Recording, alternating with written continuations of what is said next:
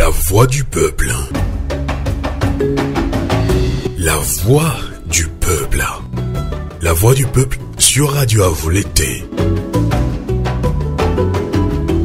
La voix du peuple, une émission du peuple, par le peuple.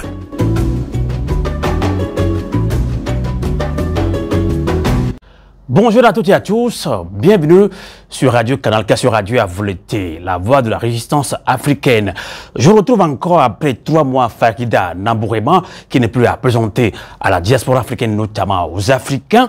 Nous allons parler du panafricanisme qui prend de l'ampleur, comment faire développer l'Afrique, comment aller dans un combat de libération totale de l'Afrique. On va en parler avec Farida. Farida, rebonjour et rebonsoir. Bonsoir Sylvain et bonsoir également à tes téléspectateurs et à tes auditeurs pour ceux qui nous suivent à travers la radio Canal. Canal K et Avoleté. Avoleté pour nous, c'est le combat qui continue. Keleke Tchania avec les Bambara au Mali. Justement, il y a 3 mois, on s'est rencontrés, on a parlé, on a mis l'accent sur comment arriver à la CEDEAO des peuples, le panafricanisme. On va encore rebondir là-dessus. Je voudrais comprendre ce mot panafricanisme. On le comprend d'une autre manière. Chacun le comprend comment il veut. Mais on veut parler aujourd'hui du néolibéralisme et la dette africaine. Mais l'Afrique regorge de beaucoup de potentialités, de matières premières, de richesses. Est-ce que l'Afrique est vraiment endettée? Merci Sylvain pour ta question. Je pense que c'est 2 questions en une. D'abord, ce que c'est que le panafricanisme.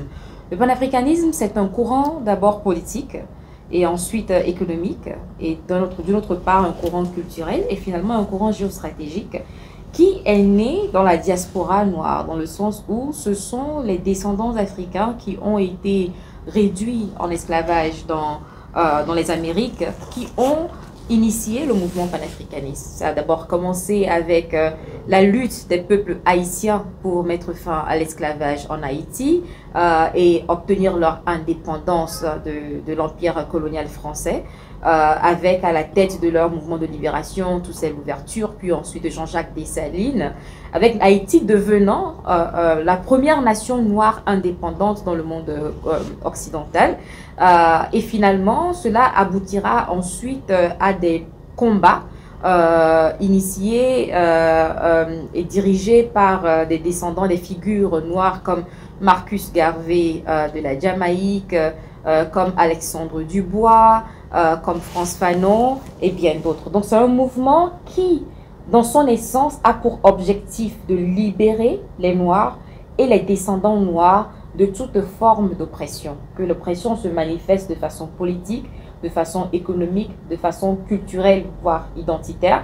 La finalité, c'est d'abord la libération des populations noires et ensuite, maintenant, l'union des peuples noirs, aussi bien sur le continent et la diaspora. Maintenant, pour en venir à ta deuxième question, où tu parles de la dette, eh bien, l'Afrique est endettée, comme tous les pays du monde le sont également. D'ailleurs, le pays le plus endetté de la planète, c'est les États-Unis. Avec toutes ces richesses bien que sûr, nous avons? Bien sûr. La question de la dette n'est pas forcément liée à la capacité de production des ressources minières et naturelles.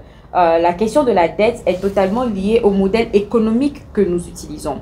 Et aujourd'hui, le modèle économique global se repose sur ce qu'on appelle le néolibéralisme, qui est une doctrine économique qui porte sur un capitalisme encore plus poussé que ce que nous avons vu durant les époques coloniales. C'est un capitalisme qui a été institutionnalisé parce que durant la colonisation, le capitalisme était porté par les États, uniquement par les États. Donc on avait les pays de l'Europe qui se sont rencontrés à Berlin, qui ont coupé l'Afrique comme un gâteau, et le reste du monde d'ailleurs, parce que c'est pas seulement l'Afrique qu'ils ont colonisé. Mais à la suite de la Deuxième Guerre mondiale, quand ces peuples ont commencé par lutter pour leurs indépendances et les obtenir, ils ont substitué la colonisation par un nouvel modèle économique et politique qu'on appelle le néolibéralisme, qui leur permet de continuer à avoir une emprise sur ces États et à les contrôler par la dette, et à leur permettre de continuer aussi à amoindrir leurs coûts de production et tout en augmentant la consommation dans leur propre pays.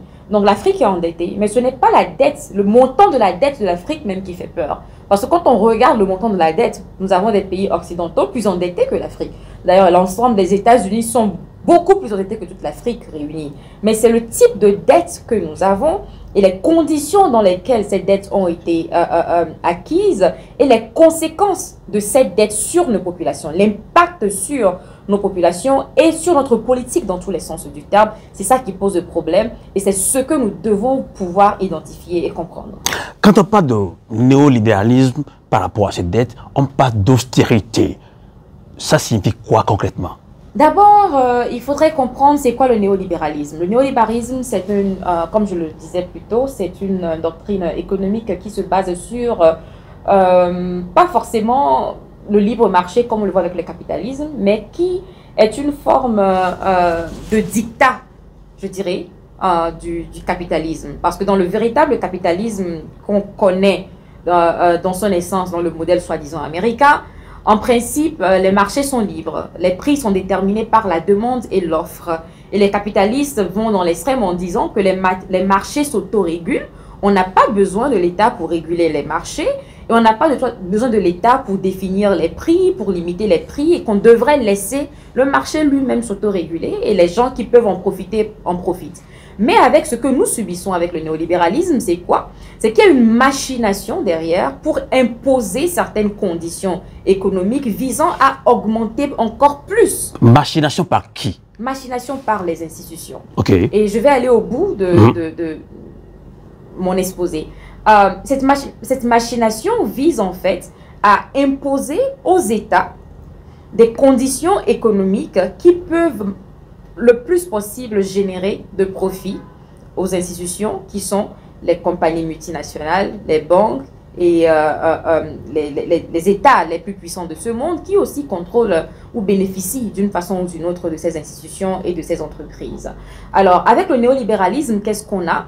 On invite l'État à imposer des règles politiques et économiques qui favorisent tout simplement l'accaparement des richesses d'un État sans pouvoir forcément rendre compte aux populations. Et ça se fait avec un cycle de la dette.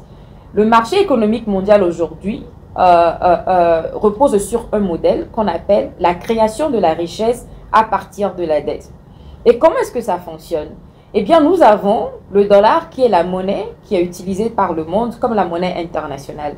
Et cela s'est réalisé après la Deuxième Guerre mondiale parce que à la fin de la Deuxième Guerre mondiale, les États-Unis se sont retrouvés avec la plus grande réserve d'or du monde, vu qu'ils vendaient les armes et les ressources aux Européens pour s'entretuer.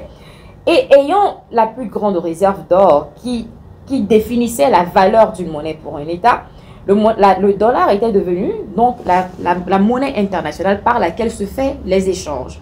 Donc pour pouvoir acheter et vendre les marchandises sur le marché international, les choses se faisaient dans le dollar, ce qui augmente donc la demande du dollar. Mais avec le capitalisme à outrance que les Américains promeuvent, il leur était impossible de pouvoir continuer à acquérir suffisamment de pétrole pour, en anglais on parle de back, pour soutenir le dollar. Alors qu'est-ce qui s'est fait?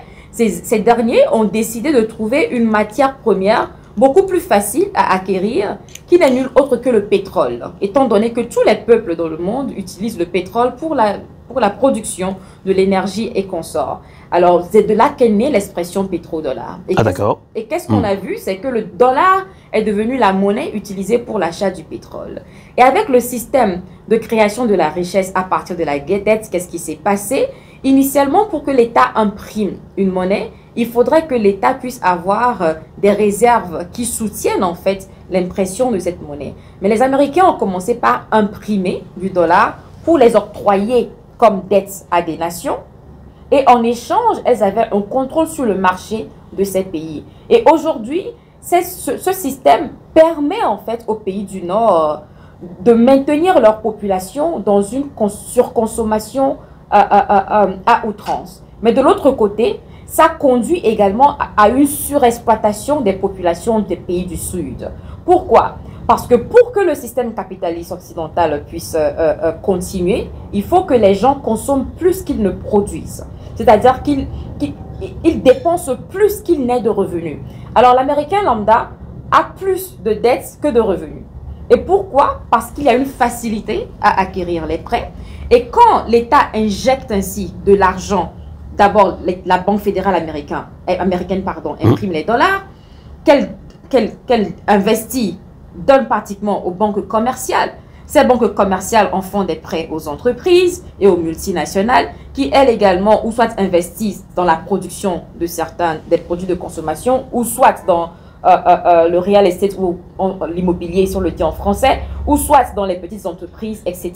Et finalement, c'est un cercle qui fait que le consommateur qui est au bas de l'échelle, on lui donne de l'argent qu'il n'a pas encore gagné pour acheter des produits dont il n'a pas forcément les moyens d'acheter. Et ça, c'est le citoyen africain lambda qui subit ça. Je vais vous dire comment il le subit. Alors, ce qui se passe, c'est quoi? C'est que nous avons un modèle économique occidental basé sur la dette, surtout avec les États-Unis qui sont les plus grands consommateurs de ce monde. Vous allez voir que les prêts sont octroyés pour pouvoir acheter des produits. Et dans un marché normal où l'État n'intervient pas en injectant de la dette dans l'économie, les prix sont basés sur l'offre et la demande. Ce qui veut dire que le pouvoir d'achat aussi détermine les prix.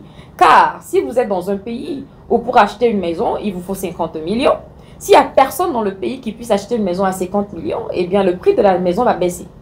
Parce que la demande affecte les prix. Moins un produit est demandé, moins ce produit coûte. Mais étant donné que de l'argent artificiel est injecté dans l'économie à travers le système de la dette, les gens sont capables d'acheter des choses qu'ils n'ont pas forcément les moyens d'acheter. Donc, un citoyen qui n'a pas forcément 500 millions peut acheter une maison de 500 millions parce qu'on lui a donné un prêt pour l'acheter.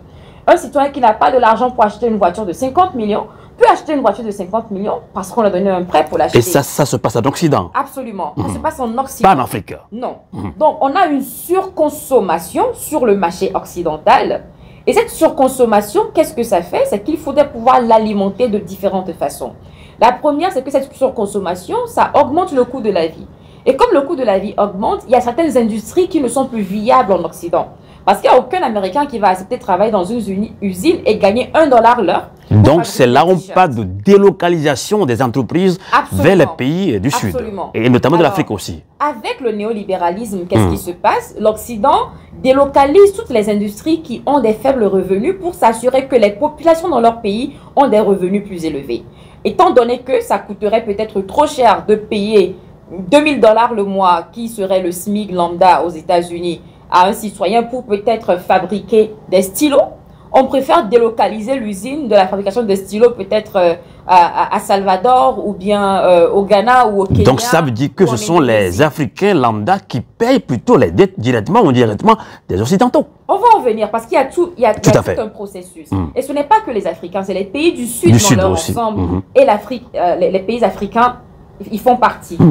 Donc, ce qui se passe, c'est que nous avons une délocalisation des industries qui ne génèrent pas suffisamment de revenus dans les pays pauvres pour assurer en fait que le producteur américain maintient sa production à un prix très bas et puisse vendre sur un marché où le coût de vie est élevé, donc à un prix très élevé. Donc ça leur permet d'avoir une marge de profit très élevée. Car si tu payes $1 l'heure pour fabriquer les stylos et tu le vends dans une économie où les gens gagnent $20 l'heure, tu peux vendre ton stylo par exemple à $10 et les gens pourront l'acheter. Donc il faut pouvoir minimiser autant que possible les coûts de production et augmenter autant que possible les prix de vente. Et pour maintenir cela en Occident, on injecte de l'argent artificiel qui n'existe pas sous la forme de la dette dans les économies qu'on distribue aux populations pour augmenter leur pouvoir d'achat.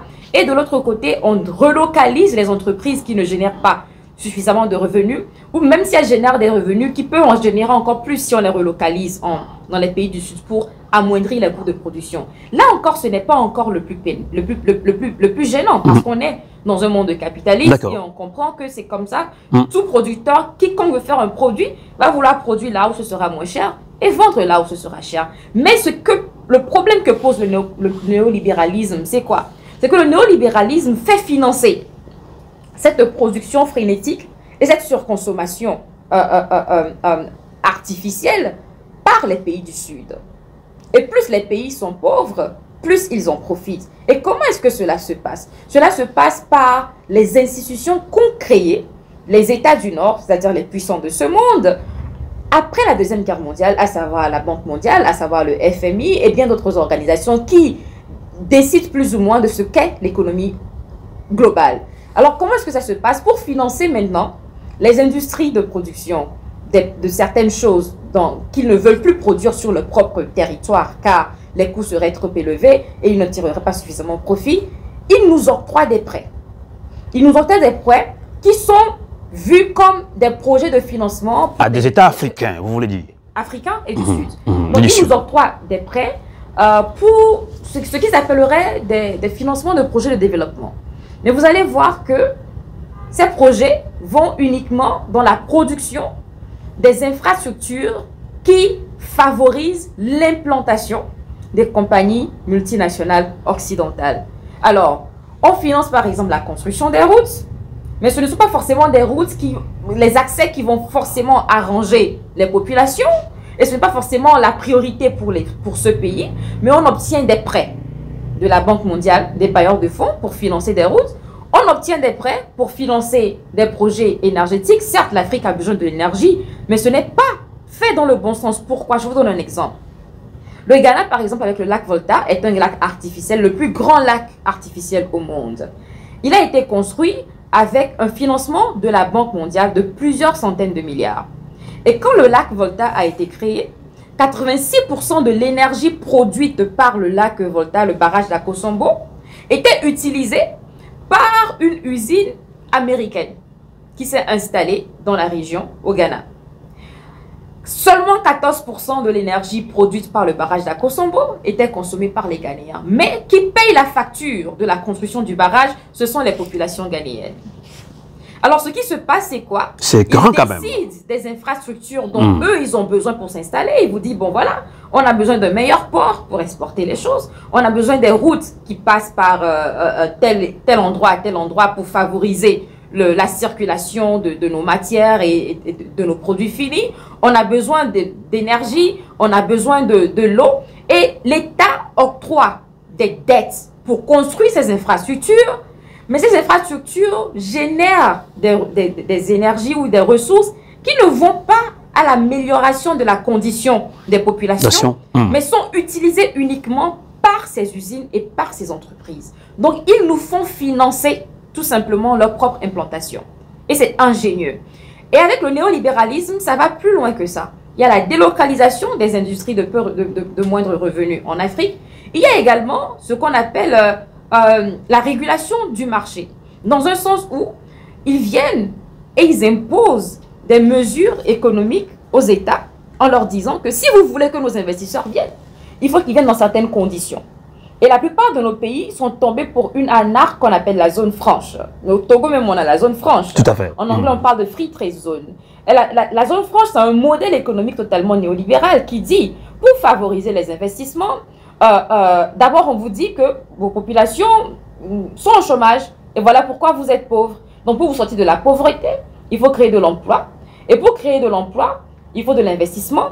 Et pour avoir les investissements et les investisseurs, il faut les rassurer en créant des conditions qui garantissent qu'ils pourront tirer profit en s'installant dans vos pays. Alors, d'abord, on impose tout simplement des systèmes qui font que ces compagnies ne payent pas d'impôts. Dans le cas du Togo, par exemple, les compagnies qui s'installent sous le cycle de la zone franche ont 10 ans pour ne payer aucun impôt à l'État togolais.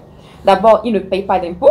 Ensuite, maintenant, on leur permet d'employer les populations sans avoir à respecter les lois du travail du pays. Donc, un citoyen qui travaille dans une entreprise qui se trouve dans cette zone franche peut être payé en deçà du SMIC, peut travailler dans des conditions qui vont même à l'encontre de ce que nos lois sur le travail... On comprend maintenant pourquoi au Togo, il y avait eu quelque temps, dans quelques usines de la zone franche, il y avait des réclamations, des revendications, des soulèvements des employés. Absolument. Ces entreprises peuvent employer les gens 60-80 heures par semaine, sans assurance maladie, sans congé payé, sans congé de maternité. Et l'État ne dit rien.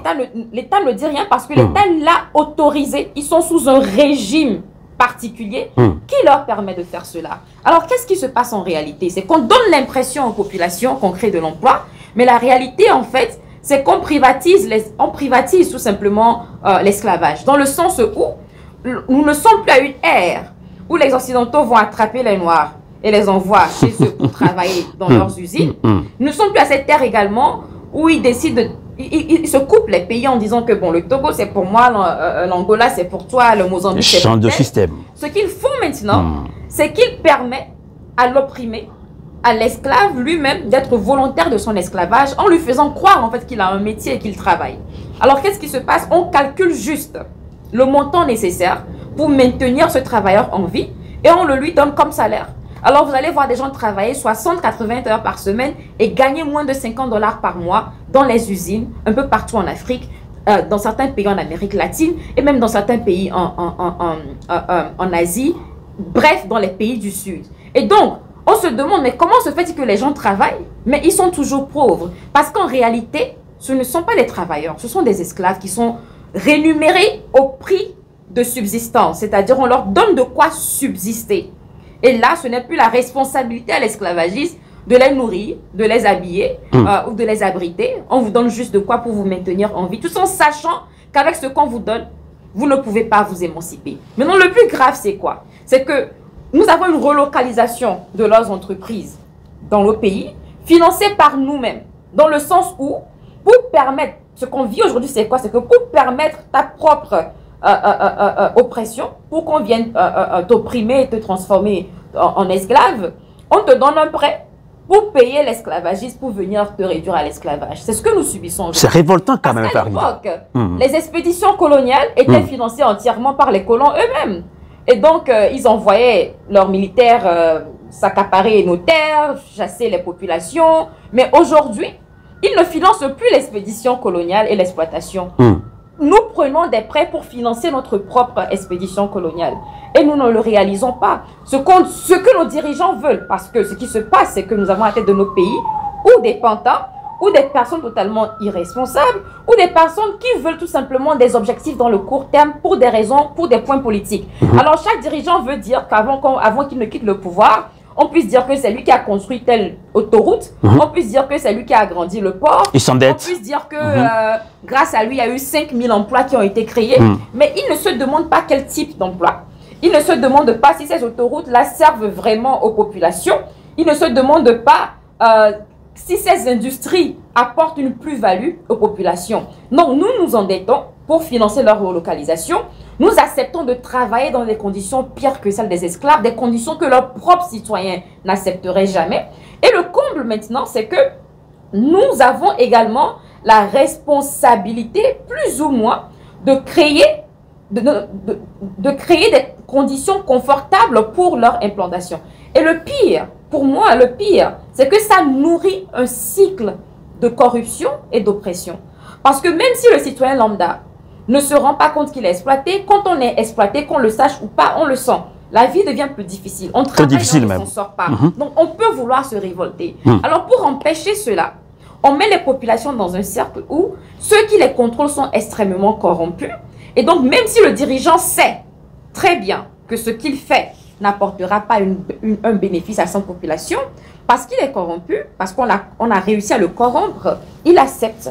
Et d'autre part, on muselle les populations et on supprime la révolte.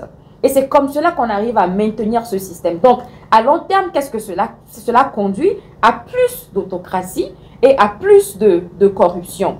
Et là où cela blesse, c'est que nous subissons le prix de ce système-là à différents niveaux.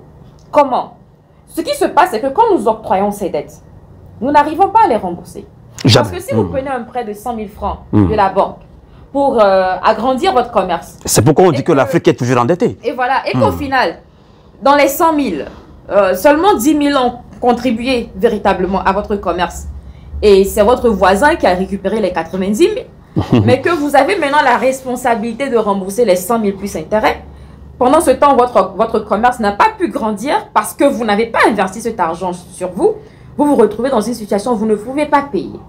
Et beaucoup de nos pays n'arrivent jamais à solder leurs dettes. Nos pays ont subi des dizaines et des dizaines d'ajustements structurels depuis leur indépendance.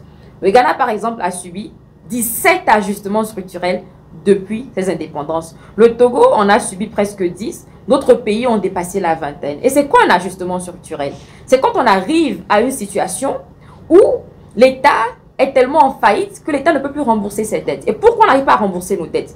parce qu'on ne produit pas assez pour rembourser ce qu'on a emprunté, car ce qu'on a emprunté n'a pas contribué à notre véritable développement, mais a uniquement servi à créer des conditions favorables pour les compagnies multinationales pour s'implanter et faire plus de profit. Donc quand on ne paye pas, on se retrouve dans une situation maintenant où le FMI vient, et le FMI, c'est une institution financière qui achète les dettes. Alors vous avez par exemple, vous devez par exemple 100 000 francs à la banque. Vous avez Kodjo qui vient qui vous dit, comme tu ne peux pas rembourser les 100 000, moi je vais acheter ta dette, je paye les 100 000 à la banque, mais toi tu me donnes maintenant 130 000. Et on vous impose... Et pour s'assurer que tu me payes les 130 000, j'impose des conditions. Et ces conditions sont des conditions qu'on appelle l'austérité. Et le néolibéralisme favorise et promeut d'ailleurs l'austérité. Et qu'est-ce que l'austérité fait? L'austérité, c'est déterminer ce qui devait être la priorité pour l'État en maximisant les revenus de l'État et en réduisant les dépenses de l'État. Donc, qu'est-ce qui se fait? On diminue le budget de l'éducation, on diminue le budget de la santé, on diminue le budget de l'assainissement, de l'habitat, de la sécurité sociale. Est-ce que nos États sont obligés de faire ça? Je vais en venir. On augmente les impôts. Et ce qui me fait mal, c'est que les compagnies qui ont profité de ces dettes-là, parce que les infrastructures ont été construites pour favoriser leur implantation, elles n'ont pas d'impôts à payer pendant 10-15 ans parce qu'elles sont cachées sous le régime de la zone franche. Mais ce sont les citoyens lambda qui vendent des beignets, qui vendent de l'huile, qui vendent les pièces détachées. C'est eux que les services des impôts pourchassent pour augmenter les revenus de l'État, pour rembourser les dettes qui ne leur ont apporté rien. Donc, on se retrouve dans une situation où l'État n'a plus suffisamment de revenus pour assurer les besoins des populations. Alors on se demande, mais comment est-ce qu'on est dans un pays? L'État ne construit pas d'écoles, l'État ne construit pas d'hôpitaux, les hôpitaux qui existent même ne sont pas entretenus, il y a de l'argent pour rien faire, les salles de classe sont débordées, les routes sont sales. C'est parce que les dépenses de l'État ont été coupées sous la politique de l'ajustement structurel qu'on appelle l'austérité. Donc, nous sommes dans une situation où notre condition économique et sociale s'empire d'année en année. Voilà pourquoi vous allez vous rendre compte que les conditions dans lesquelles nos parents ont étudié à l'université dans les années 70 et 80 est bien meilleures que les conditions dans lesquelles les enfants étudient aujourd'hui, 40-50 ans plus tard. Mes parents me disaient que quand ils étaient étudiants à l'université, chaque étudiant avait une canette de lait, leurs amphithéâtres étaient climatisés, ils avaient des bus, ils recevaient une pension tous les mois. Mais aujourd'hui, l'étudiant togolais n'a pas ça dans les universités publiques. Pourquoi? Parce que la subvention à l'éducation a été réduite considérablement pour que le Togo puisse rembourser des dettes qui n'ont pas contribué au développement des citoyens togolais. Quand on dit que nos routes sont sales, je donne un exemple simple.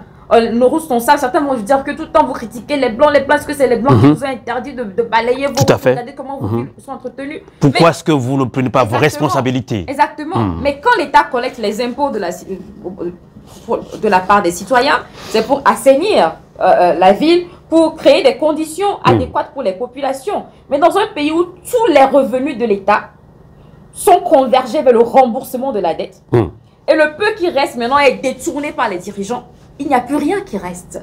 Ce qu'on ne nous dit pas, c'est que le budget de la voirie a diminué si considérablement que si la voirie passait chercher les ordures avant une fois par semaine, maintenant il le faut peut-être une fois chaque 6 mois. Et donc on ne réalise pas que notre paupérisation a un contact direct avec le système de la dette qui a établi. Donc voilà ce que fait le néolibéralisme, mais malheureusement c'est un système de domination tellement subtil, car on ne voit pas les militaires devant, car on ne voit pas les politiciens devant, qu'on ne se rend pas compte que nous sommes colonisés. Et c'est ça la réalité. Alors, on n'arrive pas à nous former, à former les jeunes par rapport à ça. Comment êtes-vous arrivé à avoir toutes ces informations? Où les grands économistes n'ont pas pu développer comme il faut, dénoncer ce que vous dites là, Farida Nambouema. Vous savez, il y a tellement d'économistes qui ont écrit sur ce système. Il y a tellement d'informations qui existent dessus, tellement de papiers qui ont été publiés, tellement de recherches qui ont été faites. L'information n'est pas forcément cachée. Mais il y a une différence entre une information cachée et une information accessible. Elle n'est pas cachée, mais cela ne veut pas forcément dire qu'elle est accessible. Donc, nous avons des situations où nos masses n'ont pas accès à cette information. Et le travail que nous devons faire en tant que militants, c'est d'abord nous auto-former pour pouvoir également former les masses, éduquer les masses sur ce que c'est et encourager les masses à aller elles-mêmes vers l'information, à approfondir leurs connaissances. C'est un devoir que nous devons accomplir chacun de notre côté. Tout à fait. Alors, nous allons clore cet entretien exclusif. Ça fait il y a 3 mois en arrière. C'était un plaisir de parler d'Anna Bouéma. Je ne vous vois pas très souvent. On en profite. Le panafricanisme a plusieurs angles, sens. On se perd des fois. Moi, je veux parler plutôt de spiritualité, de la spiritualité, de la culture, de la tradition, mais plutôt de vous parlez de néolibéralisme, c'est aussi du panafricanisme. Et là, on parle de souveraineté également avec l'épée de l'AES, le Mali, le Niger, le Burkina Faso. Est-ce une bonne stratégie pour faire face à l'Occident en général? Vous parlez de l'APS, de l'AES, pardon, dans ce sens. Oui. Bien sûr, l'essence du panafricanisme, c'est quoi? C'est l'unité africaine. Exactement. Pour arriver à la libération des peuples africains. Alors, à chaque fois qu'on voit des peuples africains et des États africains s'unir, ça donne de l'espoir. Ça donne véritablement de l'espoir. C'est déjà un premier pas qui nous a pris des décennies pour y arriver. Et ce que j'apprécie encore plus de cette union, c'est le fait qu'elle se fait de façon totalement naturelle. Elle n'est pas faite de façon artificielle avec des pays occidentaux, étrangers derrière en train d'assurer un certain précaré. Parce que quand on voit l'UEMOA c'est un projet français. Ce n'est pas un projet africain. On nous dira que les pays africains sont unis sous l'UEMOA, mais la réalité, c'est que c'est tout simplement une compilation des colonies françaises sous un régime. Mais là, on a une union qui se fait de façon totalement naturelle. En anglais, on parle de genuine, qui se fait de façon sincère et naturelle. Et ça peut porter à des résultats. Et on espère que ça portera à des résultats. Et on voudrait voir cela aboutir véritablement à des changements. Mais il faudrait également que dans cet effort, les leaders de ces pays comprennent que la libération des populations africaines se fait à 2 niveaux. Il y a la libération des systèmes politiques et économiques étrangers qui nous ont maintenus sur la coupe de la domination pendant longtemps. Mais il y a également des systèmes d'oppression interne dans nos pays. Il y a un certain féodalisme qui existe toujours dans nos cultures africaines, dans nos pays africains, qu'on ne doit pas négliger. Pour aboutir à une libération, il faudrait comprendre que nous devons aussi bien nous libérer des forces étrangères que des forces internes. Et nous devons penser à la dignité de nos populations, aussi bien sur le plan national que sur le plan international. Donc ce n'est pas seulement mettre fin au cycle d'oppression que nous subissons de la part des autres, mais aussi veiller à ce que nous n'opprimons pas nos propres masses et veiller à détruire les systèmes qui favorisent l'oppression de nos masses au sein de nos pays. En tout cas, je ne peux que vous remercier. Si vous avez encore 30 secondes, surtout, vous vous êtes adressé aux populations lambda, à la jeunesse africaine de se réveiller. Ce réveil a commencé déjà il y a longtemps, mais on l'a encore amplifié ces derniers temps. Alors, est-ce que vous avez un mot concret, surtout à la jeunesse africaine? Eh bien, mon message, il est très simple. C'est de continuer toujours à nous instruire, de mieux comprendre les systèmes d'oppression, de mieux comprendre les systèmes politiques dominants qui nous conduisent à cet état de subjugué et de ne pas baisser les bras, de continuer par lutter, de résister et qu'un jour, ça portera des fruits. Un jour, ça portera des fruits. Vos jeunesses qui vous nous suivez sur Radio Canal K, sur Radio A, vous l'étiez. La lutte continue, comme l'a dit Thomas Sankara.